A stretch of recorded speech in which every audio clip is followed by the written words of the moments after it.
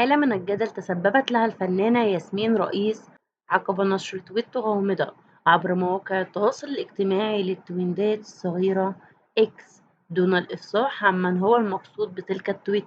وكتبت الفنانة ياسمين رئيس عبر حسابها الشخصي بموقع إكس: بيضرب إيرادات، وبيضرب سيناريوهات، وبيضرب أخبار كذب، وبيضرب أرقام مشاهدات، وبيضرب شهادات كمان.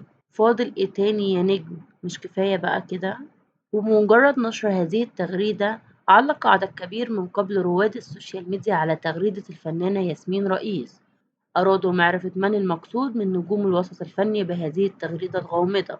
ولم تكتفي ياسمين رئيس بتوجيه رسالة واحدة غامضة، حيث نشرت عقب التويتة فيديو لأحد مشاهد الفنان الراحل أحمد زكي، وهو يقول: كلهم كدابين وعارفين إنهم كدابين، وعارفين إننا عارفين إنهم كدابين، وبرضه مستمرين كدابين.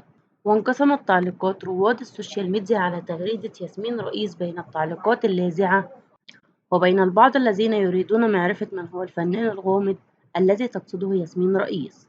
وتوقع عدد من رواد السوشيال ميديا أن هذه التغريدات الغامضة موجهة للفنان تامر حسني، ليعلق البعض كاتبا: تامر مش وحش وبيتعامل مع الناس كلها بأدب وباحترام، ولكن ما يثبت حتى الآن من هو الفنان الغامض الذي تتحدث عنه الفنانة ياسمين رئيس.